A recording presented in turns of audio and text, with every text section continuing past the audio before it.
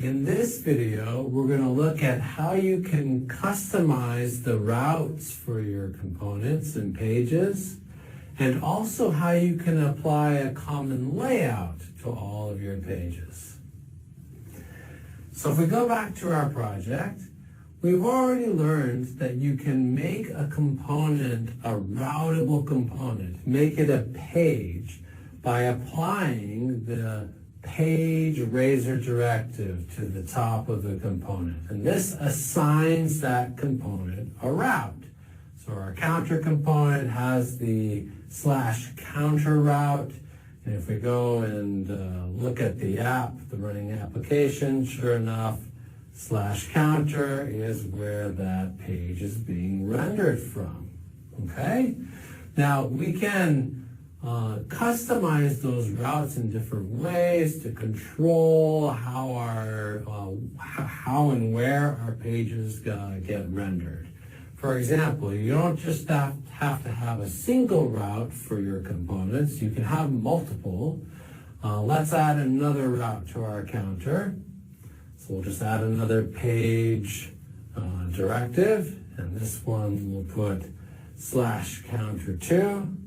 Now when we're changing the routes for our components, often .NET Watch struggles with that a little bit, so I'm actually going to do a little gesture with .NET Watch to tell it, hey, go ahead and restart the app so that you pick up my new route. And the way you can do that is just by hitting Control-R. So I'm just telling it to go ahead and rebuild and restart the app.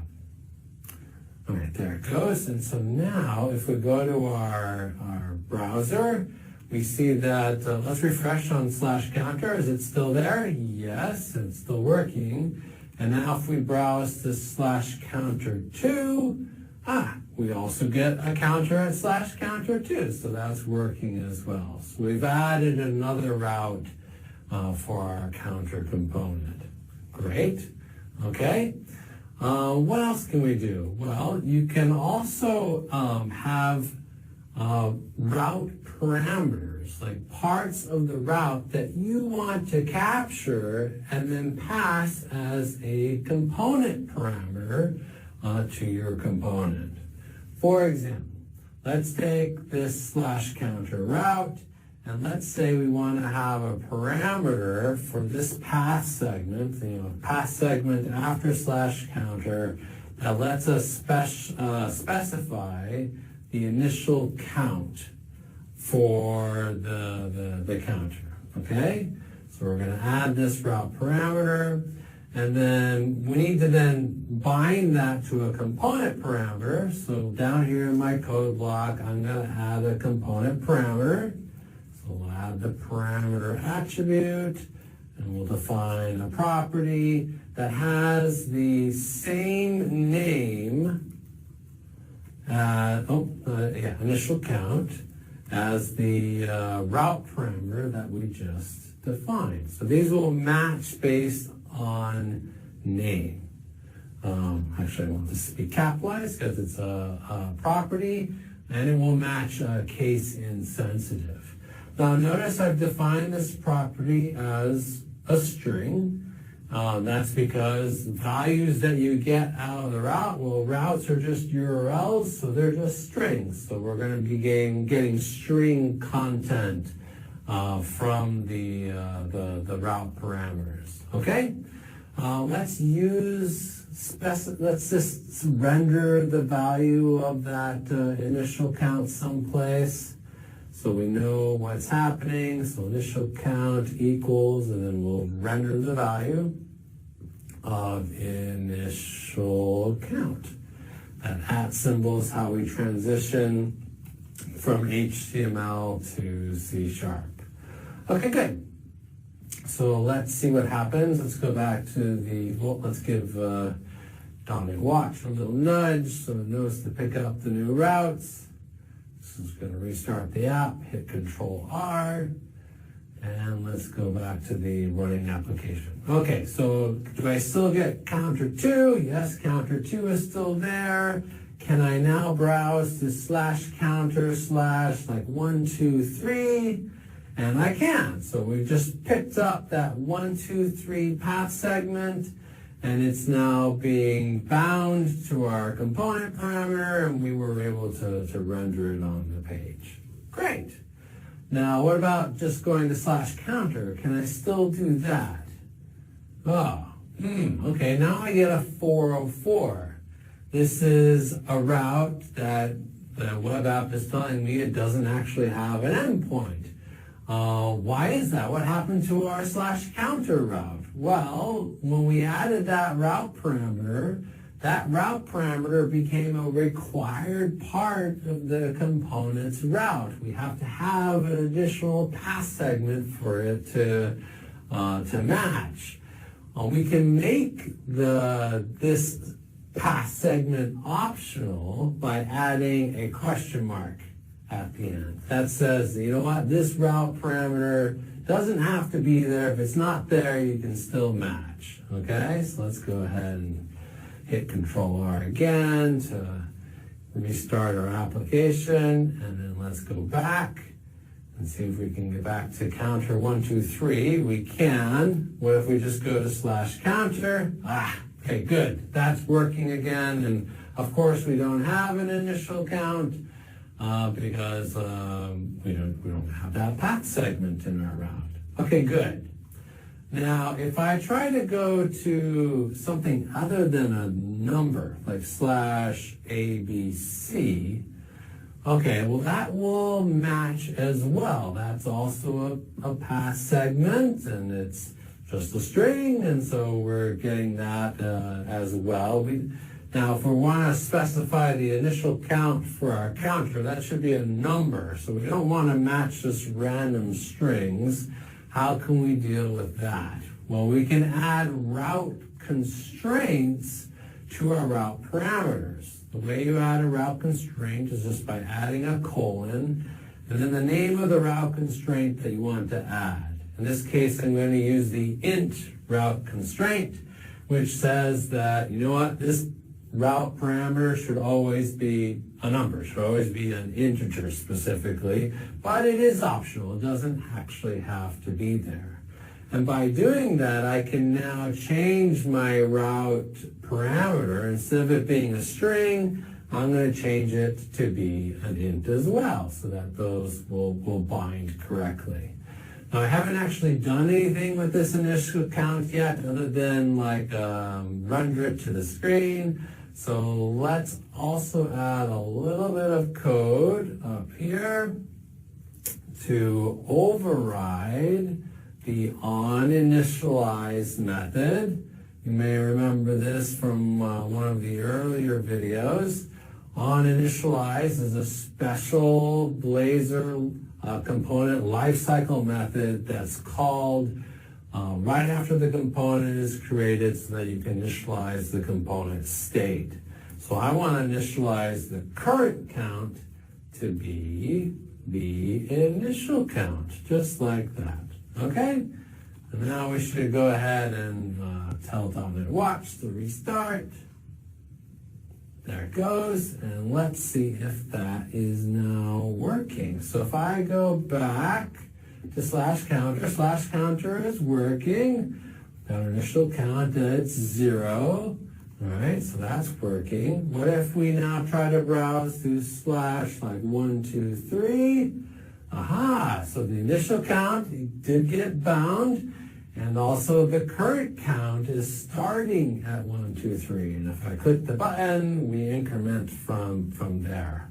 And is that route constraint now working? Like if I browse to /ABC, I get a 404. And that's what we want. Like we don't want to match the route when we just have random letters for the initial count. That wouldn't make sense. Okay? So that's how you can add additional routes to your Blazor components, get parameter values out of those routes, and then add constraints and make route parameters optional. Now, where does that routing actually happen in a Blazor web application? Well, it's actually handled by another component, by the Blazor router component. And we can see that in the app code. If we look in this routes.razor file, this is a component that's in our project, in our app.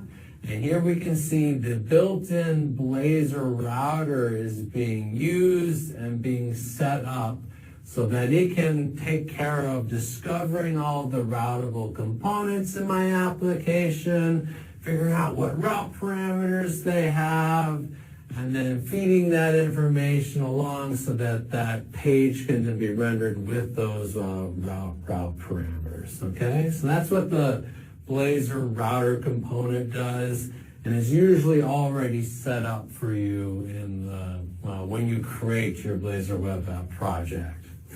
The routes component, this routes.razor file, that's being used from app.razor. App.razor is the root component for our Blazor web app. This is the first component that actually renders in response to any request that comes to our Blazor web application. And we can see that it's the one that's actually setting up the root HTML document that's being rendered. It's calling that routes component to set up the Blazor router. It's also adding the Blazor framework script, which enables all sorts of cool client-side functionality for your Blazor web app. Okay, so there's your root component. That's where things are kind of starting. It's the parent of all the other components. Now, going back to the web app, you may have noticed that there's quite a bit going on with each of these pages other than just the page content. Like we have this left nav menu that we can use to click on different pages. And there's this top row. Like, where is all that coming from? It's obviously not in our pages. Well, that is all layout. Blazor supports layouts. Layouts are a way to define common content that wraps all of your pages. And the way you build layouts in Blazor is, of course, with components. You build a layout component. Let's go find the layout for our Blazor web app. Let's go back to the code. So the layout components are in this layout folder. We've got main layout, and there's that nav menu. Let's look at main layout.razor. And the thing that's special about a layout component is that it inherits, you see this up here, it inherits from layout component base. So this is just like, class inheritance, like the class that is being built from main layout.razor, the C# class, will actually inherit from that base class, layout component base. What does that do? Well, it adds this body property that you can then use. You can just render the body property using the @ syntax to say, you know what, the page content should go here. And I want to wrap that page content with everything else. Like all this other stuff is going to go around the page. So that's how you build a layout in Blazor, by defining a component that inherits from layout component base. Up top, you can see that's where the nav menu is being set up. The nav menu is just another custom component that's defined in the sample code in the Blazor project. Let's go take a look at that. Here's nav menu. It's pretty much all just standard HTML. The only thing that's a little fancy about it is it's using this navlink component. What is that? Well, navlink is a built-in component in Blazor that just renders an anchor tag. The only additional thing it adds is if the browser URL matches the anchor tag link, then it will, the navlink component will add a CSS class to the anchor tag. It'll add like active. We can see that in the app. Let's go back to the application. You see how in the navlink, whenever I click on home, counter, or weather, it kind of gets highlighted because that's the active page.